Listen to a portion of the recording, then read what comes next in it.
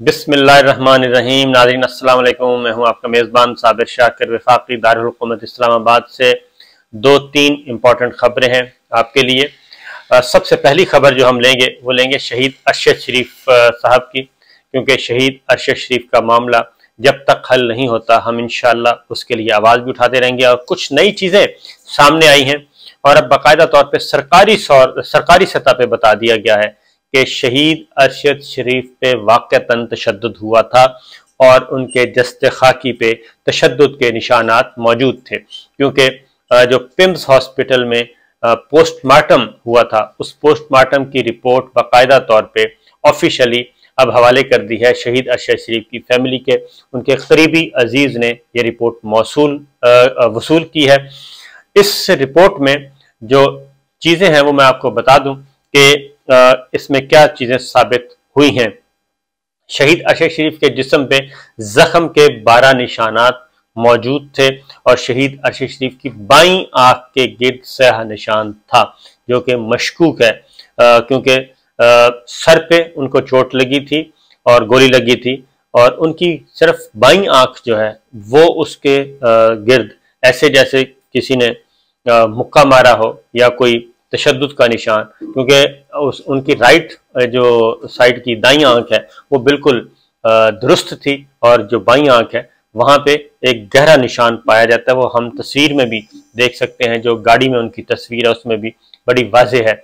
और ये एक आंख जो है उनकी बंद है, ये वाली जो आंख है जिस पे गहरा निशान है वो बंद है और ये आंख जो उनकी खुली है। हम अगर उनकी डेड बॉडी देखें, वो लेटे हुए हैं, तो उसमें भी ये चीज़ नज़र आ रही है। तो इसलिए बाईं आंख पे जो गहरा स्याह निशान था वो भी सामने आ चुका है और उसकी पोस्टमार्टम रिपोर्ट में मेंशन किया गया उसको। फिर शहीद अरशद की ये गर्दन के बाएं जानिब जख्म मौजूद था, गर्दन के बाएं जानिब जख्म मौजूद था और क्योंकि इधर भी उनके खून लगा हुआ है। अगर आप देखें उनका जस्ते खाकी, अरशद शरीफ की छाती के दाएं जानिब सीने पे जख्म मौजूद थे जी, और कमर के बलाई हिस्से में जख्म के निशान पाए गए हैं।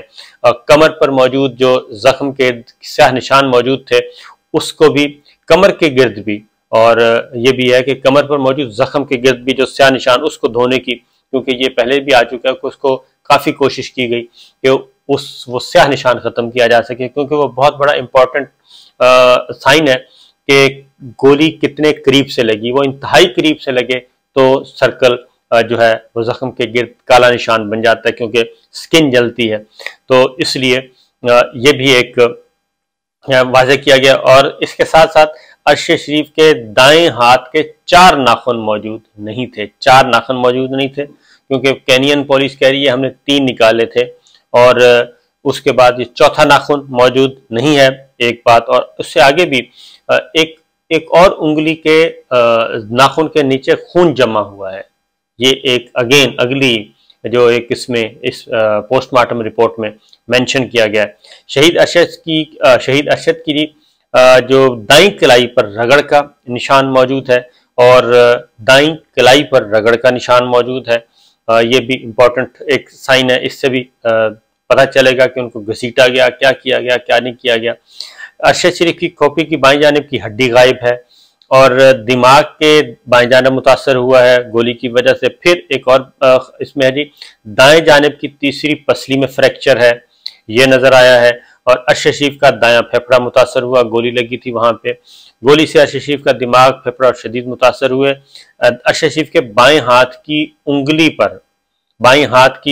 पर, और वो भी शायद शहादत वाली उंगली है, उसकी बाएं हाथ की उंगली पर जो बड़ी ये फिंगर होती है जी, उस पे जख्म का गहरा जख्म है।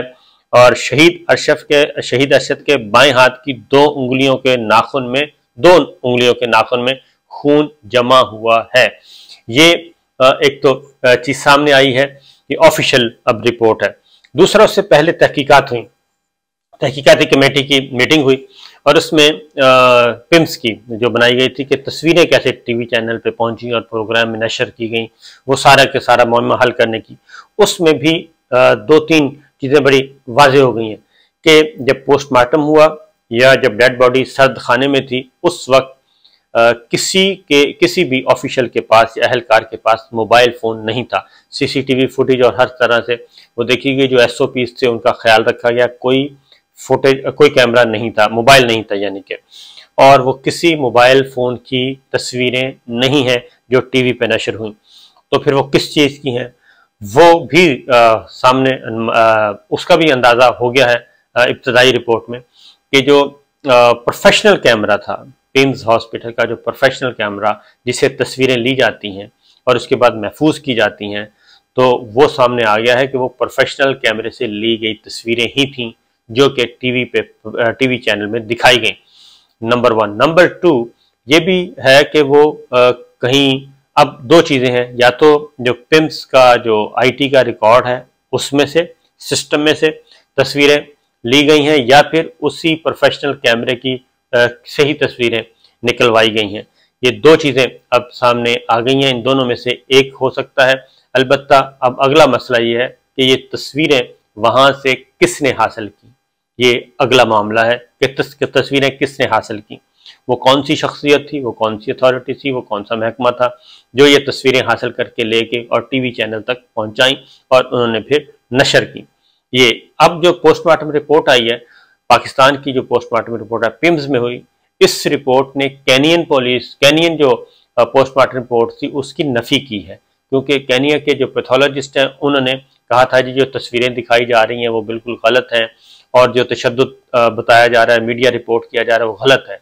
तो केनियन पैथोलॉजिस्ट की वो रिपोर्ट भी गलत साबित हो गई जिसमें उन्होंने ये मेंशन नहीं किया था। उन्होंने कहा था 3 नाखून हमने लिए हैं DNA के लिए। तो पहली बात तो ये है कि 3 नाखून क्यों लिए गए, 1 नाखून भी हो सकता था DNA के लिए, और उसके बाद फिर चौथा नाखून कहाँ गया, और फिर मजीद ये कि 2 उंगलियों पे, 2 नाखून पे खून क्यों जमा हुआ था, फिर बाकी जो जख्म के निशानात थे वो कहाँ से आ गए। तो ये सारी चीज़ें केनिया की जो पुलिस का मौक़िफ़ तो पहले ही एक मुस्तरद हो चुका है, वो गलत साबित हो चुका है और वहाँ पे इन्वेस्टिगेशन भी हो रही है। अब केनियन पुलिस का जो पोस्टमार्टम है वो भी मशकूक हो गया है कि उन्होंने भी बहुत सारी चीज़ों को इग्नोर किया और उन्होंने सिर्फ वो 2 गोलियों के निशानात देखे और मौत की वजह ली और एक जनरल सा पोस्टमार्टम रिपोर्ट करके, जनरल रिपोर्ट बना के वो हवाले की और ख़त्म हो गया। फिर जो रिपोर्ट्स उन्होंने दी वो मुहरबंद लिफाफा वो कहाँ खोला गया था, वो भी एक मुहिम्मा है कि वो लिफाफा लवाहिकीन तक तो पहुंचा खुले हुए और उसमें भी कई सफ़े नहीं थे और वो फ़ोटो कॉपीज़ थी, ओरिजिनल रिकॉर्ड नहीं था। ये एक अगला मसला है। वो केनियन पुलिस के मुताबिक कि जी अब ये हमें नहीं मालूम कि ये दोहा में खोला गया, केनिया के एयरपोर्ट पे खोला गया या उधर आपके इस्लामाबाद एयरपोर्ट पे खोला गया, इसके बारे में, क्योंकि दोहा में अर्श शरीफ की जो जस्तखाकी है वो 9 घंटे तक वहाँ रहा है। अब ये एक नया मसला, नया मुहिम्मा, अभी क्वेश्चंस बाकी हैं। फिर एक और डेवलपमेंट हुई है शहीद अरशद के मामले में।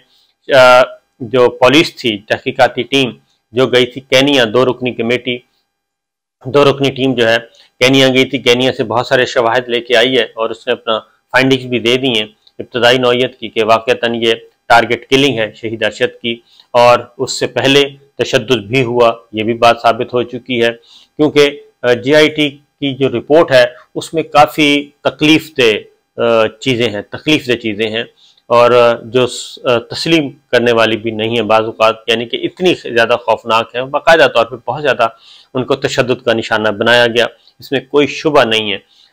और फिर उसका जो सारा रिकॉर्ड है शहीद अरशद का वो कहाँ है, वो ना केनियन पुलिस के पास है, ना वो पाकिस्तानी हुकाम के पास है, ना वो खुर्रम और वक़ार उन्होंने कोई उसकी निशानदेही की है। कहते हैं जी चोरी हो गया, ये कैसे मुमकिन है कि एक जर्नलिस्ट का तो सारा रिकॉर्ड ही उसमें होता है, वो सारी चीज़ें ही उसमें होती हैं। तो उससे ये भी अंदाज़ा होता है कि जो प्राइम जो ऑब्जेक्ट था वो प्राइम ऑब्जेक्ट भी वही था, वो सारा रिकॉर्ड, वो डाटा, वो जिसके पास था, अरशद के पास, वो था मामला। वो कहाँ गया, उसका भी एक मुहिम्मा भी हल होना बाकी है। उसके बाद फर्दर अब वही GIT जो है दुबई पहुंच चुकी है और दुबई में अब उन्हें मज़ीद इन्वेस्टिगेशन करनी है, मालूमात इकट्ठी करनी है। शहीद अरशद दुबई में गए, दुबई में होस्ट कौन था, नंबर 1, नंबर 2 वो किस जगह पे ठहरे हुए थे, और नंबर 3 जो असल बात है वो है कि कौन से वो लोग थे जो उनको जो 4 अफराद जो गए थे यूएई उनको डिपोर्ट करवाने या उनको वसूल करने, वो कौन थे? वो ऑफिशियल कैपेसिटी में गए थे, अनऑफिशियल कैपेसिटी में गए थे? ये एक अब अगला क्वेश्चन आएगा और इसीलिए जीआईटी के दो मेंबर हैं वो पहुंचे हैं। उनमें से एक पुलिस सर्विस के हैं और एक इंटेलिजेंस ब्यूरो के हैं।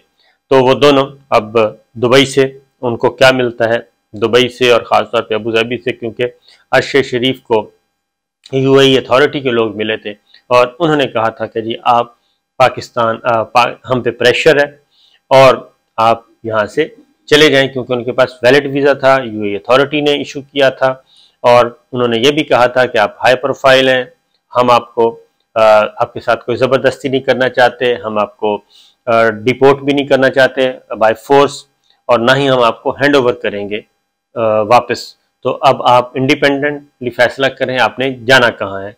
लिहाजा वो फिर उन्होंने केनिया वो गए थे नामालूम मुकाम की जानिब और वहाँ पे ये मामला हुआ। अब उसकी तहकीकात होंगी। ये तो शहीद अर्श शरीफ का मामला। अब एक और चीज़ भी सामने आपको बता दूं कि सानिया मॉडल टाउन की दूसरी जीआईटी बननी थी, उस जीआईटी को रोका हुआ है। वो हाई कोर्ट में चैलेंज हुई है कि, और वो भी पुलिस अहलकारों ने उसके खिलाफ दरख्वास्त दायर की हुई है कि जनाब सेकंड जीआईटी नहीं होनी चाहिए। तो हाई कोर्ट का लार्जर बेंच जो है वो इसकी समाअत कर रहा है। आज उसकी समाअत थी और आज उसमें जो वकील तब्दीली की दरख्वास्त दे दी गई है। आजम नज़ीर तारड़ साहब थे पहले वकील, अब उस वकील को तब्दील किया जा रहा है, अब नया वकील आएंगे और वो अब मुकदमा आगे बढ़ेगा। वहाँ पे भी जो पुलिस है सानिया मॉडल टाउन में भी 14 अफराद जो है वो शहीद किए गए थे, कत्ल किए गए थे, मासूम लोग गोलियां मार के सीधे सीधे। वो भी एक बहुत बड़ा सानिया, वो भी अभी पेंडिंग पड़ा है। कितने साल गुजर गए, उन बेचारों को अभी तक इंसाफ नहीं मिला। और अब जीआईटी, पहली जीआईटी और अब दूसरी जीआईटी का ऑर्डर भी सुप्रीम कोर्ट ने दिया था, लेकिन अभी तक वो मारज़ वजूद में नहीं आ सकी, क्योंकि टेक्निकलिटीज़ और उसको भी कानूनी मुशगाफियों में डाला हुआ है। टेक्निकल वो जो वर्ड यूज़ होता है टेक्निकल जस्टिस और टेक्निकल हर्डल्स वो क्रिएट की जा रही हैं।